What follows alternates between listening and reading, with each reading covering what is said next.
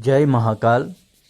देखिए, आज तर्पण के विषय में हम चर्चा कर रहे हैं कि तर्पण क्यों किया जाता है। सर्वप्रथम मनुस्मृति में तर्पण को पितृयज्ञ बताया गया है। क्यों? क्योंकि सुख संतोष की वृद्धि हेतु तथा स्वर्गस्थ आत्माओं की तृप्ति के लिए तर्पण किया जाता है। और तर्पण का अर्थ पितरों का आवाहन, सम्मान, क्षुधा मिटाने से ही है।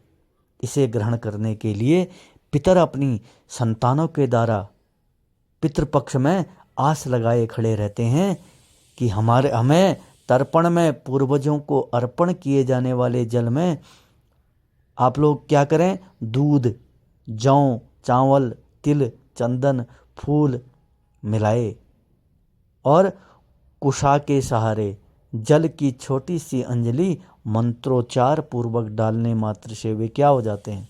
तृप्त हो जाते हैं। और देखिए, जब जलांजलि श्रद्धा, कृतज्ञता, सद्भावना, प्रेम, शुभ कामनाओं की भावनाओं के साथ दी जाती है तो तर्पण का उद्देश्य पूरा होकर पितरों को तृप्ति मिलती है।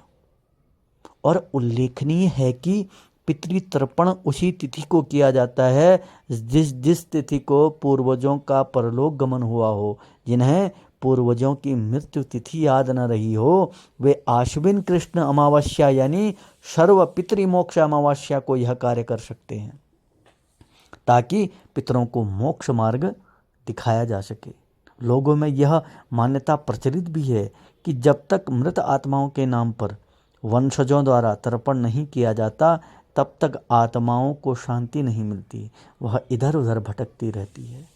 और देखिए, हमारी श्राद्ध प्रक्रिया में जो 6 तर्पण कृत्य कौन कौन से? देव तर्पण, ऋषि तर्पण, दिव्य मानव तर्पण और दिव्य पितृतर्पण, यम तर्पण और मनुष्य पितृतर्पण के नाम से किए जाते हैं। इनके पीछे भिन्न भिन्न दार्शनिक पक्ष बताए गए हैं, क्योंकि कहते हैं देव तर्पण के अंतर्गत जल, वायु, सूर्य, अग्नि, चंद्र, विद्युत एवं अवधारी ईश्वर अंशों की मुक्त आत्माएं आती हैं जो मानव कल्याण हेतु निस्वार्थ भाव से प्रयत्नरत रहते हैं। फिर आता है ऋषि तर्पण के अंतर्गत नारद, चरक, व्यास, दधीचि, सुश्रुत, वशिष्ठ, याज्ञवल्क्य, विश्वामित्र, अत्रि, कात्यायनी, पाणिनीय आदि ऋषियों के प्रति श्रद्धा आती है। और दिव्य मानव तर्पण के अंतर्गत जिन्होंने लोक मंगल के लिए त्याग बलिदान किया, जैसे पांडव, महाराणा प्रताप, राजा हरिश्चंद्र, जनक, शिवाजी, भामाशाह, गोखले, तिलक आदि महापुरुषों के प्रति कृतज्ञता की अभिव्यक्ति की जाती है।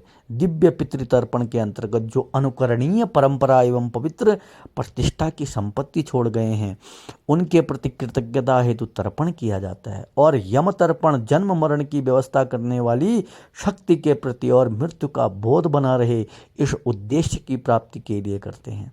मनुष्य देखिए, मनुष्य पितृतर्पण के अंतर्गत परिवार से संबंधित सभी परिजन, निकट संबंधी, गुरु पत्नी, शिष्य, मित्र आते हैं। यह उनके प्रति श्रद्धा भाव है। इसी प्रकार तर्पण रूपी कर्मकांड के माध्यम से हम अपनी सद्भावनाओं को जागृत करते हैं ताकि वे क्या सत प्रवृत्तियों में परिणत होकर हमारे जीवन लक्ष्य में सहायक हो सके। जय जय महाकाल।